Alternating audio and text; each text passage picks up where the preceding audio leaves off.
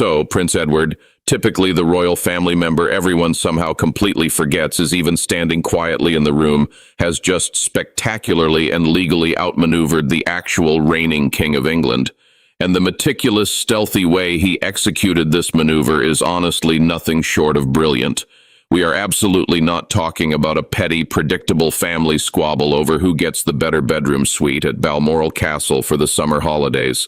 This is entirely about a heavily sealed, highly classified legal binder delivered directly to Clarence House in late March 2026 that essentially told King Charles, in no uncertain terms, that he possesses absolutely zero legal control over a massive, incredibly lucrative chunk of his own brother's wealth. The absolute most fascinating aspect of this entire saga is the timeline. It took 4 long years of Charles aggressively running the monarchy with an iron grip before Edward finally decided to formally show his hand. It isn't that Edward suddenly stumbled into massive wealth or abruptly discovered newfound political power. It is that he strategically and patiently waited until the absolute exact moment when Charles could not do a single thing to stop him. Before we dive deeply into the complex legal mechanics of exactly how Edward pulled off this unprecedented coup, make sure you are actively subscribed to my channel so you absolutely do not miss the inevitable fallout and follow-ups on this developing story. Let's begin at the exact moment the balance of power fundamentally shifted. A professional courier confidently walks up the cold, imposing stone steps of Clarence House on a crisp Tuesday morning, securely carrying a single thick leather binder prominently stamped with the prestigious crest of a top-tier, ruthless London law firm. Impeccably dressed palace footmen formally sign for the package, carefully carry it up the grand staircase directly to the king's private secretary, and buried deep inside that binder is a highly formal, uncompromising legal notice issued explicitly on behalf of Prince Edward, the Duke of Edinburgh. Now, for nearly 4 entire years prior to this explosive moment, Charles had been aggressively running the royal family exactly like a ruthless corporate CEO, aggressively trimming the fat from a failing, bloated company. He had decisively slashed private family allowances, publicly evicted Prince Andrew from his official working offices, ruthlessly stripped away expensive security details, and made it abundantly clear to everyone involved that all significant royal wealth remained strictly and exclusively under the control of the sovereign. Through absolutely all of that intense turbulence and public humiliation for other family members, Edward never uttered a single word of complaint. Not once. He dutifully attended every assigned engagement, smiled warmly for every flashing camera, obediently accepted every directive handed down from the sovereign, and flawlessly played the part of the dutiful, unassuming younger brother. That quiet, reliable routine abruptly ended the precise, shocking second Charles opened that leather binder. The dense documents contained inside were absolutely not a polite, deferential request for a slightly larger annual allowance, nor were they a desperate appeal for special royal favors. They were ironclad, legally binding confirmations detailing private family trusts, unassailable personal property rights, and massive commercial capital funds that had been quietly established decades ago. Edward's formidable legal team did not politely ask for a meeting to discuss the matter, nor did they ask for a negotiation to reach a compromise. They formally, coldly informed the king that these vast, incredibly valuable assets were officially locked down and existed solely under Edward's absolute legal authority. That is absolutely not how a normal family conversation unfolds. Here is where the timeline of events starts to feel incredibly suspicious if you are sitting in Charles's position. Palace officials fully expected a smooth, total consolidation of absolute power when Queen Elizabeth II peacefully passed away in September 2022. Charles moved incredibly fast during that transition, immediately taking direct, unquestioned control of the multi-million-pound revenues generated by the Duchy of Lancaster, ruthlessly streamlining the sprawling palace payroll and decisively cutting off financial support to secondary, non-working relatives. He genuinely and firmly believed that every single working royal survived purely on a financial allowance granted entirely at his personal, sovereign discretion, and most family members quickly fell into line immediately simply because they had absolutely no viable financial alternative. However, Edward took a completely different, highly secretive path behind closed doors. He didn't loudly argue during tense winter gatherings at Sandringham, and he certainly didn't leak his mounting frustration to the eager tabloid press. Instead, he incredibly quietly retained elite, independent estate attorneys from Farrer and Company, the ancient, highly respected legal firm that has discreetly handled private royal business for generations. He explicitly instructed these top-tier lawyers to conduct a full, exhaustive forensic audit of absolutely every single contract, trust deed, and private covenant signed by his late parents over the course of 50 long years. That meticulous, exhaustive audit took well over 3 years to complete, with teams of specialized forensic accountants and seasoned property lawyers meticulously combing through thousands of pages of historic, dusty land records, highly sensitive personal banking ledgers securely held in Jersey, and completely sealed family agreements dating all the way back to 1999. What this elite team eventually found was precisely what Edward already intimately knew was waiting for him: a massive, impenetrable legal fortress of private wealth built highly specifically by his parents to fiercely protect his familial line from any future sovereign overreach. So, Charles is sitting confidently at his desk, genuinely thinking he holds absolutely every single winning card in the deck because he is the reigning monarch, fully controlling the massive crown estate, which is a multi-billion-pound portfolio encompassing vast lands, pristine coastlines, and prime commercial buildings. But the heavy binder sitting ominously on his desk clearly outlined an extensive, incredibly lucrative financial empire operating completely independently of the sovereign grant, featuring aggressive private capital growth funds, highly lucrative commercial real estate holdings spread across Surrey, and sole governing authority over a vast global network of international charitable foundations. Crucially, not one single asset listed in that binder belonged to the Crown Estate or the Duchy of Lancaster. They belonged strictly and legally to Edward alone, and the reigning monarch possessed absolutely zero legal standing to alter, tax, or seize them. The palpable tension inside Buckingham Palace spiked dangerously within mere hours of the delivery, with senior aides seen rushing frantically back and forth in a highly visible state of panic. Charles immediately summoned an urgent emergency conference with his absolute top legal advisors, desperately wanting to know if the sovereign's royal prerogative could somehow be forcefully invoked to overturn or forcibly dissolve these incredibly restrictive private trusts. The immediate response from his own highly paid legal counsel was swift, incredibly blunt, and utterly devastating. The complex legal framework surrounding Edward's assets was entirely, hopelessly airtight. Edward had successfully pulled off an absolute masterclass in strategic, quiet patience, because while Charles spent the chaotic early years of his reign frantically managing embarrassing family scandals and highly publicly trimming the roster of working royals, Edward was diligently securing his massive personal financial independence in absolute, impenetrable secrecy. He didn't foolishly rely on standard palace accountants or easily influenced government officials.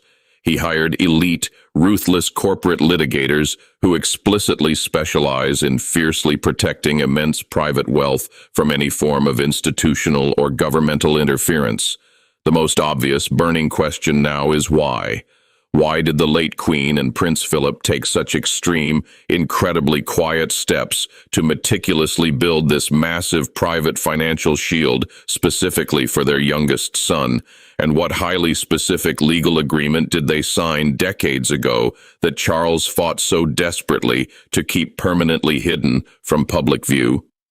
The fascinating answer goes all the way back to a largely forgotten, incredibly high-stakes meeting that occurred just weeks before Edward's highly publicized royal wedding in June 1999. The general public saw a joyful, glittering family celebration at St. George's Chapel in Windsor, with cameras eagerly broadcasting the beautiful ceremony to millions while enthusiastic crowds lined the historic streets. But mere hours before that happy ceremony, a very different, highly tense event took place inside a private, secure drawing room.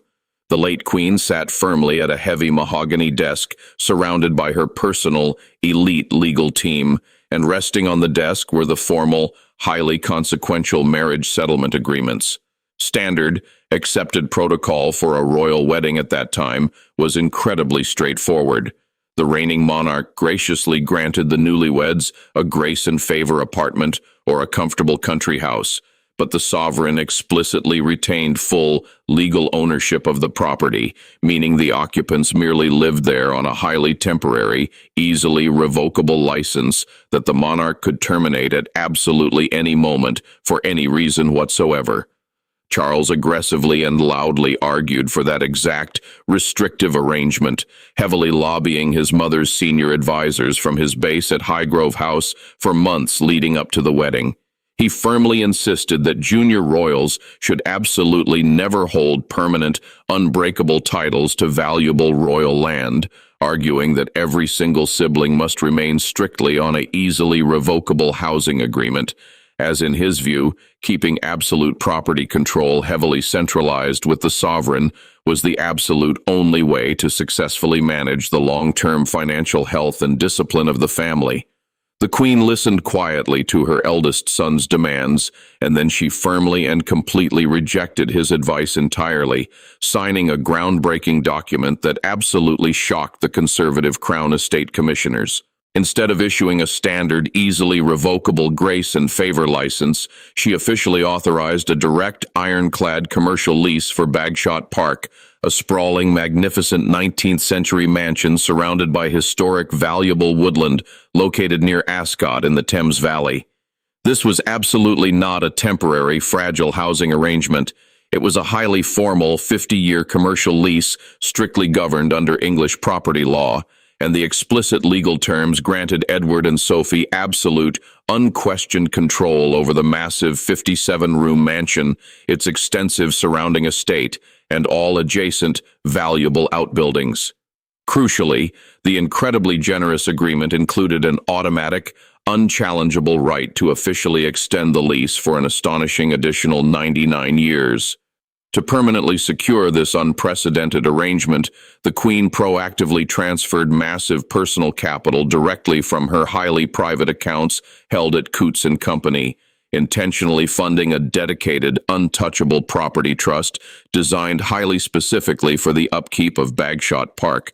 That specific trust fully paid for the multi-million-pound extensive restoration of the rapidly decaying Victorian structure, and it also securely covered the substantial, recurring annual ground rent owed directly to the Crown Estate.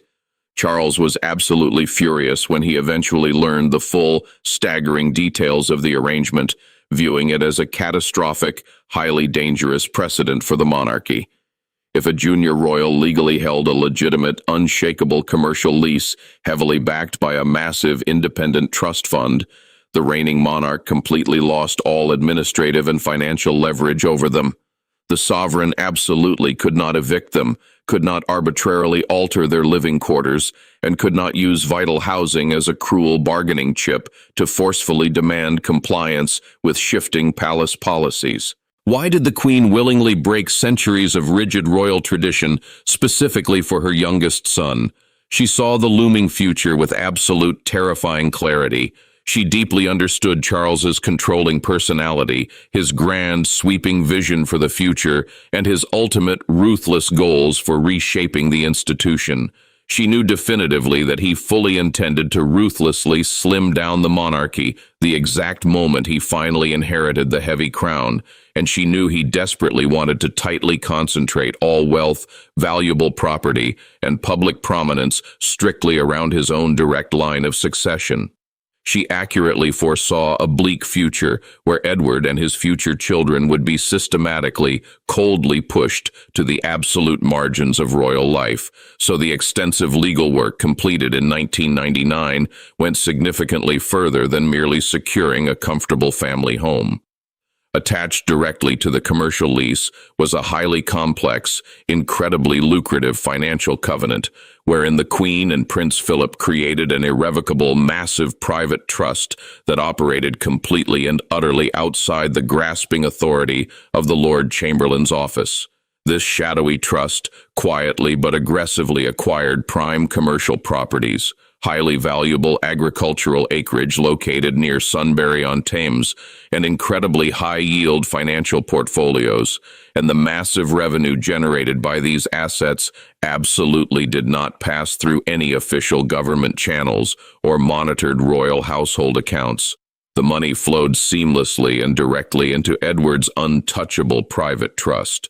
The original foundational trust deed explicitly and legally stated that these massive assets constituted an absolute, unbreakable marriage endowment, meaning absolutely no future monarch held the legal authority or standing to alter, tax, or reclaim those specific funds. When Edward and Sophie proudly accepted the titles of Earl and Countess of Wessex, the ravenous media immediately assumed they were living entirely on generous royal charity, with loud critics aggressively slamming the wildly expensive renovations at Bagshot Park, and cynical commentators constantly questioning exactly why a minor prince who had recently, embarrassingly stepped back from a failed career in television production suddenly deserved such an extraordinary, lavish estate. The general public never saw the highly guarded private ledgers, so they didn't know Edward was absolutely not living on government handouts.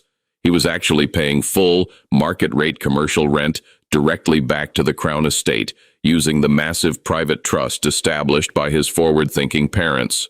Every single major structural repair, every lavish interior restoration, and every massive security upgrade was fully paid for exclusively through that highly independent financial mechanism. During highly private, tense family meetings at Birk Hall on the Balmoral estate years later, Charles repeatedly and aggressively raised the highly contentious topic of royal housing reform, desperately wanting to bring absolutely all royal residences under a single, highly centralized management authority that he controlled. He passionately argued that allowing extended family members to hold long-term, unbreakable private leases severely damaged the public standing of the monarchy. Yet every single time Charles brought the issue up, the Queen firmly shut the conversation down immediately, pointing directly to the legally binding commercial contracts signed in 1999. Those specific documents were legally registered under the strict Crown Lands Act and were meticulously overseen by fiercely independent corporate trustees, meaning the future king absolutely could not unilaterally undo them with a simple royal decree. Charles had absolutely no choice but to bitterly accept that Bagshot Park was completely out of his reach as long as his mother sat on the throne. But he privately, stubbornly believed that once he finally became king, he could easily find immense financial leverage elsewhere to force compliance. He eventually turned his intense focus toward another massive, highly public promise made to Edward, the historic, incredibly prestigious Duke of Edinburgh title, and the massive personal fortune left behind by Prince Philip. Charles arrogantly assumed that by deliberately stalling the creation of the Edinburgh title, he could effectively force Edward back to the negotiating table and demand a massive compromise regarding his independence. What Charles completely failed to realize was that the incredibly shrewd Prince Philip had accurately anticipated that exact, manipulative maneuver years before his death, and Philip had brilliantly built a devastating legal trap of his own, completely hidden inside his highly private will.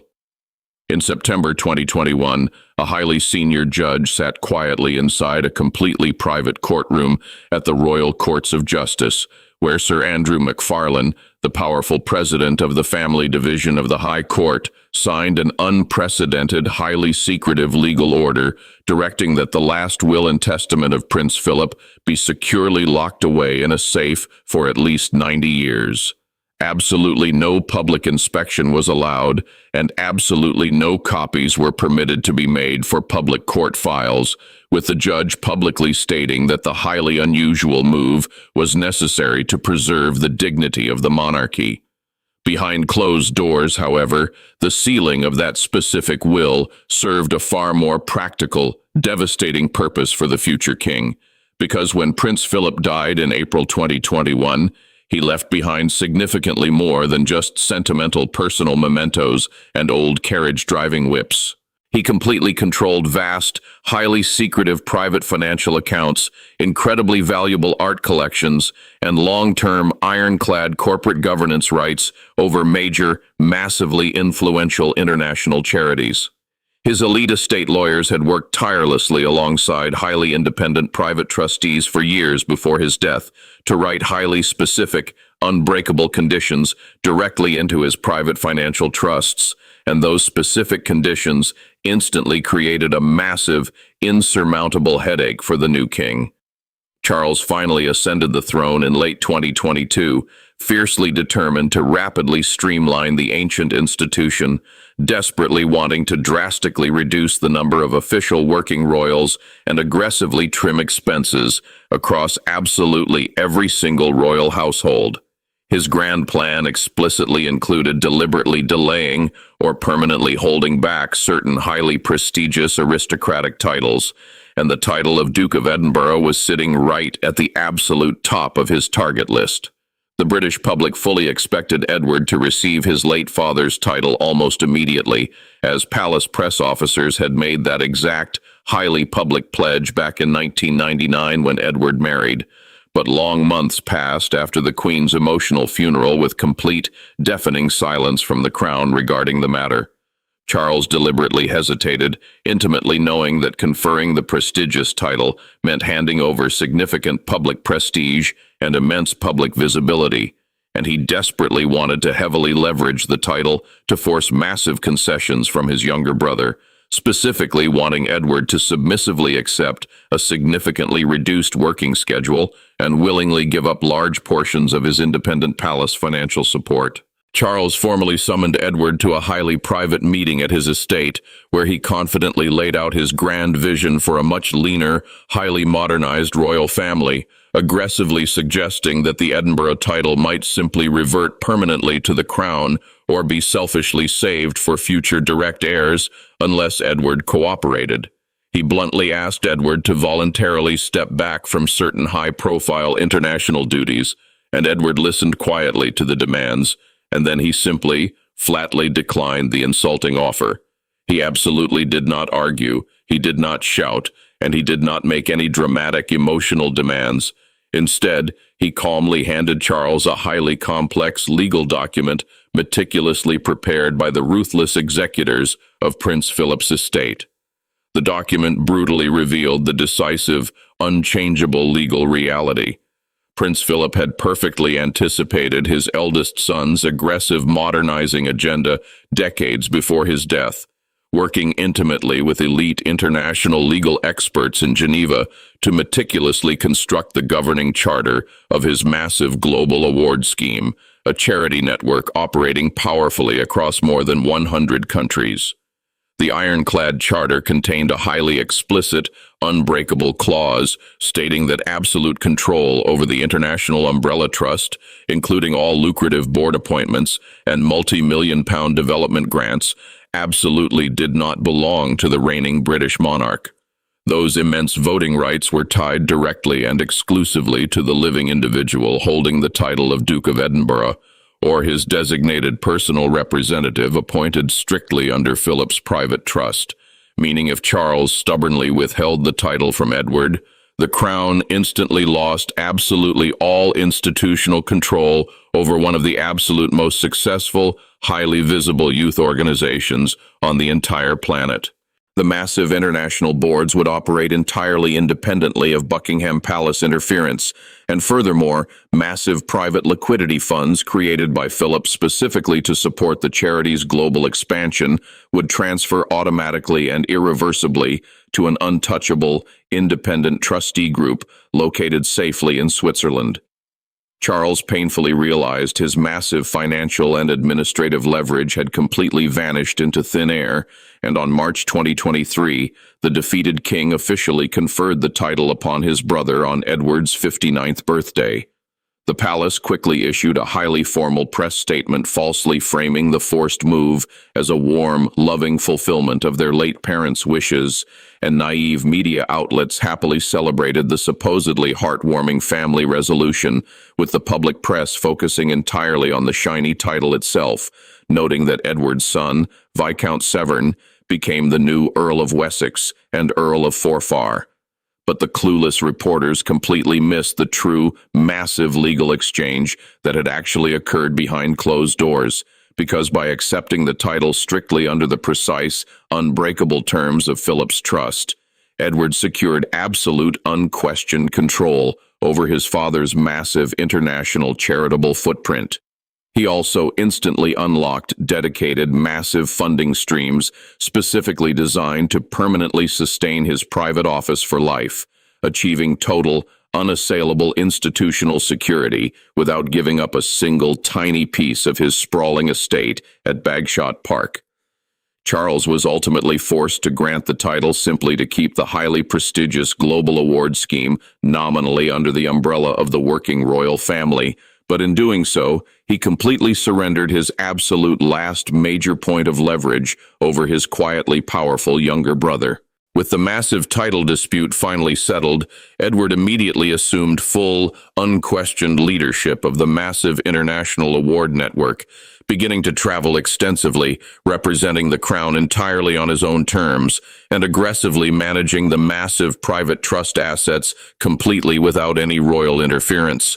Yet, as the dust seemingly settled over the title dispute in mid-2023, another incredibly quiet but highly dangerous conflict began brewing deep inside the royal accounting offices, as Charles impatiently turned his intense focus toward a completely different set of numbers, aggressively ordering a highly comprehensive audit of all private security grants, royal transport budgets, and maintenance stipends distributed across the entire royal family. That exhaustive audit uncovered a highly unexpected, deeply suspicious financial paper trail buried incredibly deep within the royal household ledgers, revealing a massive series of recurring, highly lucrative offshore transfers flowing directly into Edward's private trust from an obscure entity no one in the modern palace administration had ever thoroughly examined. The origin of those massive transfers pointed directly to an incredibly obscure, highly complex legal arrangement dating all the way back to 1956, intimately connected to an influential German educationalist named Kurt Hahn. And when senior palace accountants nervously brought the massive discovery to the king, they raised a truly startling, terrifying question. The massive funds were absolutely not coming from domestic British real estate or standard government subsidies. They were originating entirely from highly opaque international educational foundations officially registered in mainland Europe. Even more deeply troubling for the king's senior advisors was the highly suspicious physical location of the absolute original founding deeds, as those highly sensitive documents were supposedly held securely in the royal archives deep inside the Round Tower at Windsor Castle. Charles immediately and forcefully instructed his private secretary to urgently retrieve the file from the archivist, desperately wanting to inspect the original 1956 agreements himself. But when the palace team confidently opened the highly secure vault, they shockingly discovered the file folder was completely empty. A highly formal checkout slip simply rested inside the drawer in place of the crucial documents, clearly showing that the original records had been completely removed months earlier by direct, unchallengeable order of the Attorney General. What exactly did those missing 1956 records contain, and why on earth had top, highly powerful government law officers suddenly stepped in to forcibly remove them from royal custody? The chief archivist walked nervously down the winding, ancient stone corridor inside the round tower at Windsor Castle, carefully carrying the highly restricted key set used exclusively for the confidential vaults, finally reaching the heavy steel door housing the highly private papers of the 20th century royal family, unlocking it and stepping inside. He stopped dead in front of shelf 12, where the specific space reserved for folder 1956B was completely bare, and in its place lay a glaring crimson withdrawal slip prominently bearing the official, undeniable stamp of the Attorney General's office, indicating the document had been forcefully removed on government authority under a highly sealed public interest order. When a furious Charles learned his archivist could absolutely not access the original file, he immediately contacted senior government ministers, angrily demanding to know exactly why a highly sensitive document created during his mother's early reign was removed from royal grounds completely without sovereign approval. The government's response was incredibly swift, highly formal, and utterly unyielding. The missing file contained the foundational, highly complex framework for the massive educational and charitable trusts tied directly to Gordonstoun school founder Kurt Hahn, as well as the massive Duke of Edinburgh's award scheme. In 1956, Prince Philip had worked intensely with Hahn and highly senior legal advisors to draft an unprecedented, ironclad international charter, creating a massive educational framework specifically designed to aggressively build youth programs across the entire Commonwealth. To effectively fund this massive global effort, Philip absolutely did not rely on British public taxpayers or fickle government grants. He established a massive, opaque international corporate structure officially registered in Vaduz, Liechtenstein, and the highly secretive funding mechanism operated with quiet, devastating efficiency for decades. Massive commercial profits generated by highly lucrative private trusts based securely in Frankfurt and Zurich flowed directly and untraceably into the Liechtenstein entity, and that entity then dispersed millions annually to aggressively fund youth initiatives, leadership awards, and massive educational programs across dozens of nations. Philip meticulously made sure the governing charter contained a critical, insurmountable legal barrier, explicitly stating that the ultimate authority to oversee these massive international boards belonged exclusively to the living Duke of Edinburgh and his specifically named legal trustees, ensuring the reigning monarch held absolutely no statutory power over the massive trust, and the British Parliament had absolute zero jurisdiction over the offshore funds. When Philip finally died, the massive administrative oversight passed seamlessly and legally to Prince Edward under the incredibly strict terms of that original 1956 charter, and for decades, clueless palace accountants had simply assumed those massive international funds were part of the general royal charitable portfolio, mistakenly believing the monarch ultimately controlled absolutely every organization operating under the royal crest. But when the king's highly paid advisors finally reviewed the detailed accounts, they shockingly realized Edward held absolute total individual authority over a massive, self-funding global network, and the Attorney General had aggressively stepped in to secure the original 1956 files for one incredibly simple, highly political reason. The documents contained highly sensitive international tax agreements signed by the British government and European allies in the delicate post-war era, and exposing those highly classified agreements to messy public scrutiny or petty internal palace disputes severely risked creating a massive, highly damaging diplomatic headache, so the government desperately wanted the files protected. Edward desperately wanted his parental legacy fiercely preserved, and Charles desperately wanted total administrative clarity across all royal operations, causing the immense tension to come to a head during a highly private, incredibly tense meeting at Sandringham House in early 2024. The king formally invited Edward to discuss the future of the massive international award network, and Charles confidently proposed completely integrating the massive global scheme directly into the prince's trust, his own highly publicized signature charitable foundation, arguing that combining the two massive entities would streamline operations, massively reduce administrative overhead, and present a single, incredibly powerful brand to the public, which seemed like a highly logical business proposal on paper. Edward listened incredibly patiently to the slick presentation prepared by palace aides, and then he simply presented a single, devastating sheet of paper from his briefcase, which was a highly certified copy of the 1956 Liechtenstein Governing Charter, completely verified by ruthless corporate lawyers in Bern. He pointed directly to Clause 42, which explicitly stated that absolutely any attempt by a third party, explicitly including the reigning sovereign, to forcefully merge, alter, or dissolve the trust would immediately trigger an automatic, irreversible transfer of absolutely all capital assets directly to a highly independent board of international university trustees, meaning the massive funds would instantly leave the jurisdiction of the British Crown completely forever. Charles looked in horror at the paper, turned slowly to his defeated private secretary, and brutally realized the discussion was completely over. The king absolutely could not absorb the massive global network into his own foundation.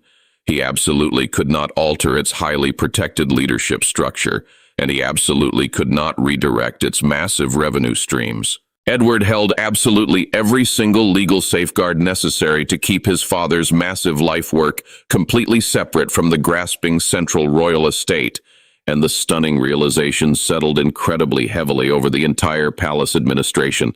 Edward was absolutely not just a quiet, dependable younger brother who obediently took on public duties without complaint, but he was the absolute sole custodian of an independent, incredibly massive, self-sustaining financial and charitable empire built incredibly carefully over 7 decades by their highly strategic parents.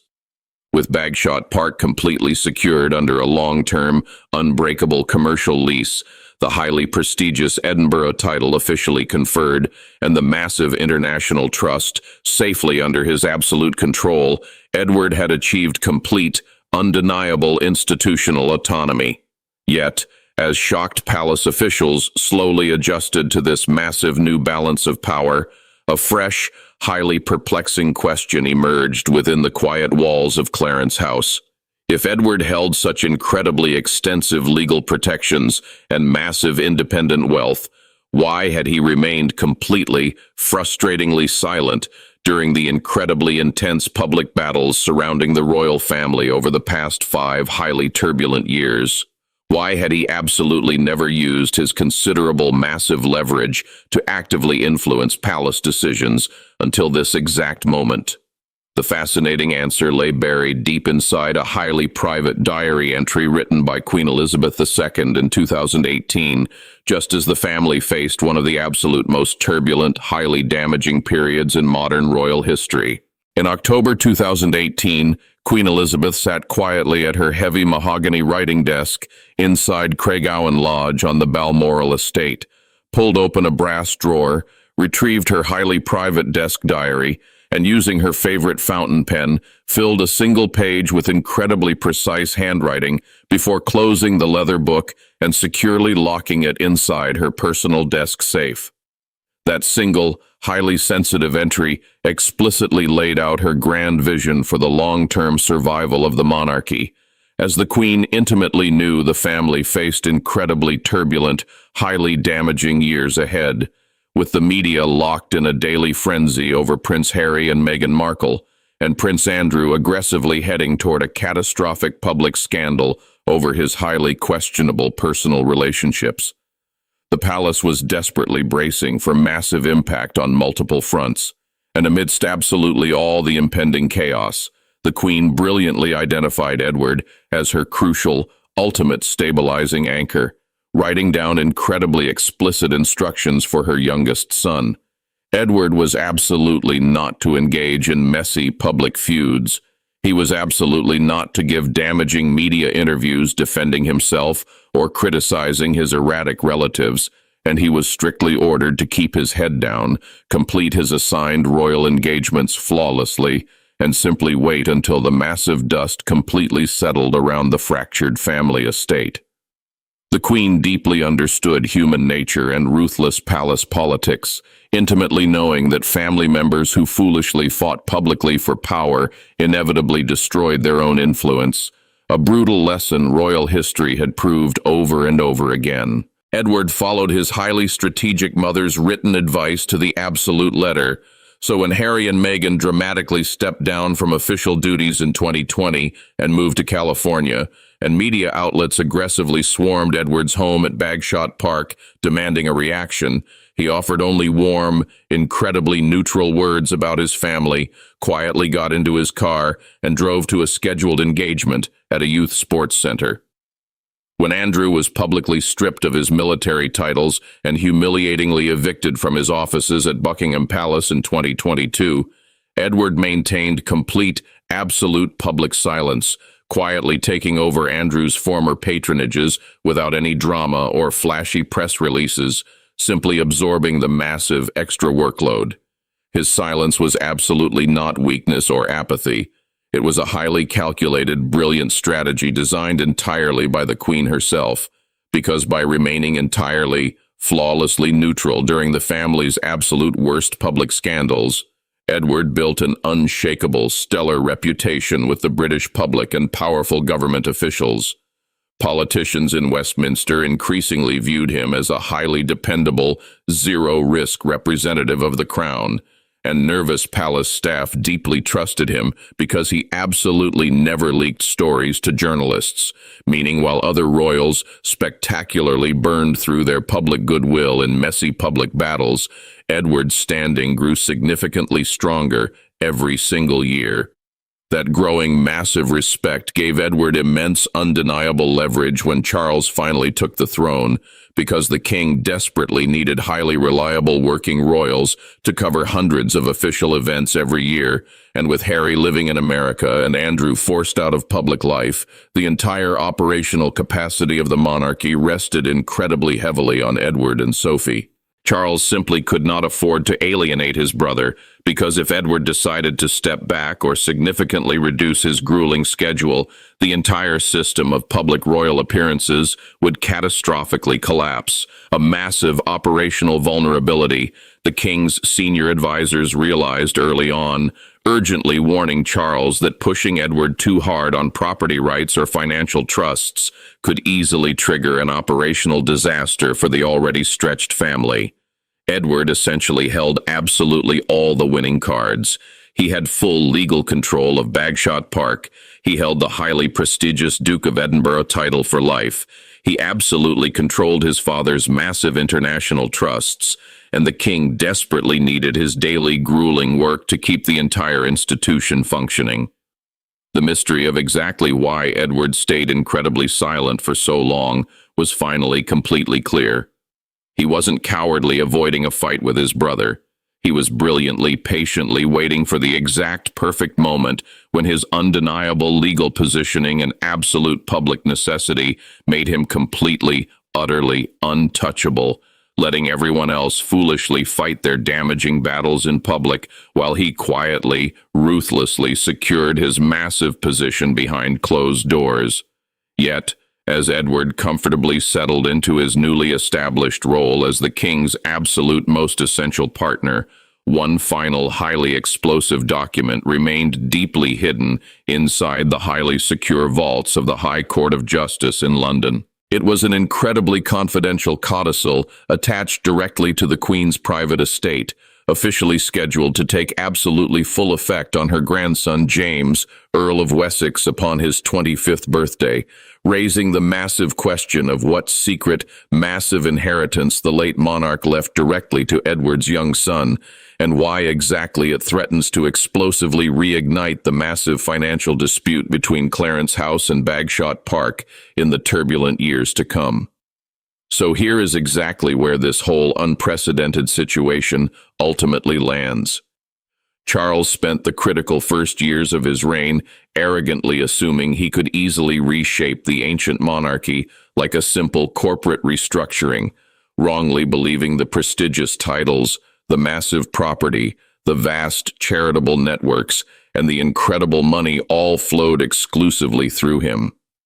But Edward's ruthless legal team just definitively proved that arrogant assumption was absolutely never true, because the highly strategic Queen and Prince Philip spent decades meticulously building a massive, parallel financial structure specifically designed to fiercely protect their youngest son from exactly the kind of ruthless consolidation Charles forcefully attempted, and Edward intimately knew it the entire time. He absolutely didn't fight in highly public because he absolutely didn't need to. He simply waited patiently until the exhaustive legal audit was fully complete, until the prestigious title was fully secured, and until absolute public necessity made him completely indispensable. And then he coldly delivered a legal binder that essentially said, in effect, this massive empire was absolutely never yours to take. That is absolutely not a petty sibling rivalry. That is an incredibly slow, highly patient, legally airtight, massive redefinition of exactly where the true power actually sits inside the House of Windsor. And if there is exactly one thing the situation makes incredibly clear, it is that the absolute quietest person in the room is incredibly often the one brilliantly holding the absolute strongest hand.